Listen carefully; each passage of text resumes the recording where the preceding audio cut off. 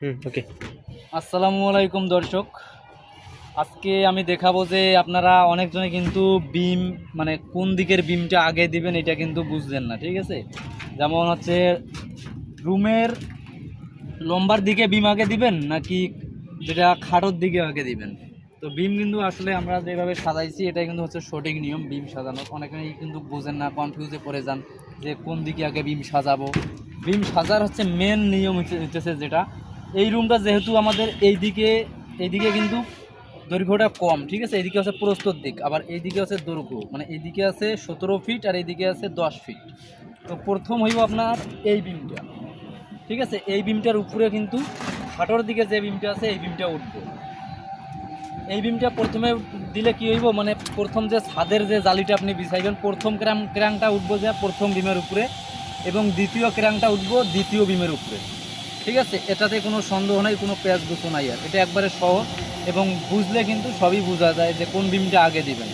তো বিমের বিষয়টা গেল, এখন বিমটা আপনারা বাঁধবেন কীরকম করে। আসলে ড্রয়িংয়ে বিম যেরকম বাঁধা দেখাইছে বা যেরকম থাকে ঠিক সেই সিস্টেমে এই বিমটা বাঁধতে দেওয়া হবে।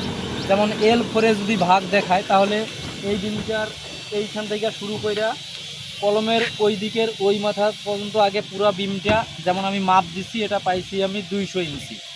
200 ইঞ্চির আমি 50 ইঞ্চি পর্যন্ত কিন্তু ঘন রিং দেখাইছে, মানে 5 ইঞ্চি রিং দেখাইছে 50 ইঞ্চি পর্যন্ত। 50 ইঞ্চি পর্যন্ত কিন্তু 5 ইঞ্চি বানছি, এবং ওই দিকেও কিন্তু 50 ইঞ্চি পর্যন্ত 5 ইঞ্চি রিং বানছি।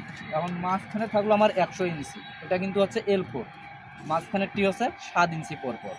ঠিক আছে, এবং আরেকটা জিনিস আপনারা ভুল করেন, কলমের বিমের যে রডগুলো আছে, এটা মেন রড, বিমের মেন রডটা কিন্তু অবশ্যই আপনাকে একটা জিনিস মনে রাখতে হবে, কলমের কিন্তু ভিতর দিয়ে যাইতে হবে। অনেকেই আছে এই যে এইদিকে কিন্তু এই কলমটা 10, এখন বিমটারও সাইজ আমাদের 10, রিংয়ের সাইজও এক, আবার কলমের রিংয়ের সাইজও এক, এই কারণে কিন্তু ঢুকাইতে পারে না, যার কারণে একটা রড কিন্তু বাহির দিয়ে দেন। এটা কিন্তু সঠিক নিয়ম না।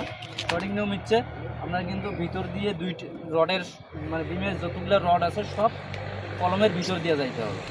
সাইড দিয়ে যদি দেন তাহলে একটা জিনিস আপনারা বুঝেন যে আপনি এই সাইডে আপনি ওজনটা নিয়ে আপনি কতক্ষণ থাকতে পারবেন, এটা বুঝলেই তো হয়। মানে সব জিনিসই কিন্তু নিজে নিজেই বোঝা যায়।